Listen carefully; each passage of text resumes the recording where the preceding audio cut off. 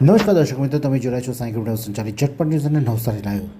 માનવ કલ્યાણ trust મમતા મંદિર સંચાલિત મંદબુદ્ધિ બાળકોના વિવિધલક્ષી વિદ્યાલય વિજલપુર નવસારીના કેમ્પસને શ્રી બાબુભાઈ ડાયાભાઈ પટેલ વાંકાનેર હાલ અમેરિકા નવો વિકાસ સંકુલ નામકરણનો ગૌરવપૂર્ણ સમારોહનું આયોજન આજરોજ કરવામાં આવ્યું હતું. આ સંકુલ દિવ્યાંગ બાળકો માટે શિક્ષણ તેમજ તાલીમ કેન્દ્ર બની રહ્યું છે. દિવ્યાંગોના પુનર્વસન કરી સમાજની મુખ્ય ધારામાં તેમનું સામેલ કરવાનું મહત્ત્વનું ભગીરથ કાર્ય કરે છે. આ દિવ્યાંગોના તીર્થધામ જેવા સ્થાપક નામકરણ સમારોહ અંગે ખાસ કરીને આજે નવસારી મહાનગરપાલિકાના મેયર અશોકભાઈ ધોરાજીયા ખાસ ઉપસ્થિત રહ્યા હતા. તેમજ ડૉક્ટર શ્રી ટી.આર. અહલાવત, કુલપતિ કૃષિ વિદ્યાલય નવસારી, તેમજ જયેશ ઉપાધ્યાય, મ્યુનિસિપલ કમિશનર ખાસ ઉપસ્થિત રહ્યા હતા. અને તેઓ દ્વારા આજે માનવ કલ્યાણ ટ્રસ્ટ પરિવાર દ્વારા જે આ નામકરણ કરવામાં છે તેમાં તેઓ ઉપસ્થિત રહ્યા. ત્યારે આ પ્રસંગે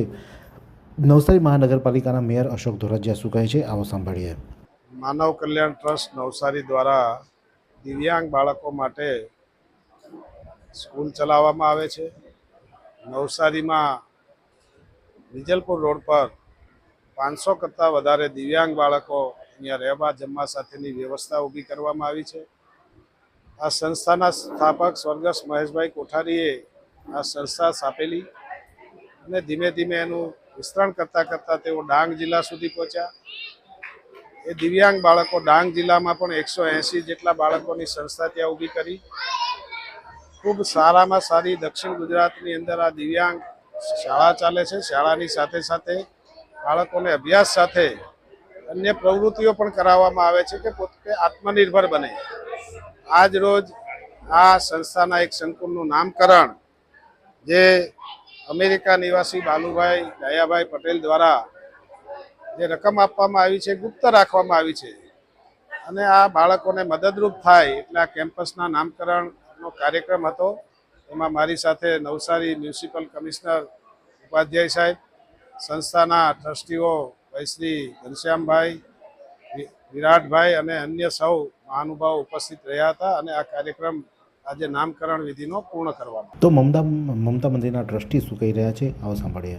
મનોદિવ્યાંગો પણ શિક્ષણ પ્રાપ્ત કરી શકે, તાલીમ લઈ શકે, પોતાના પગભર ઊભા રહી શકે, એ જ્યારે કોઈને ખબર નહોતી, કોઈએ એ અંગેનું સ્વપ્ન સેવ્યું નહોતું, ત્યારે અમારા આદ્ય સ્થાપક મહેશભાઈ કોઠારીએ એ સ્વપ્ન જોયું અને એને માટેની શાળા પણ શરૂ કરી, જ્યાં મનોદિવ્યાંગોને શિક્ષણ અપાય છે, જુદા જુદા પ્રકારની તાલીમ અપાય છે અને એ લોકો પગભર થાય એ માટેના પ્રયત્નો થાય છે.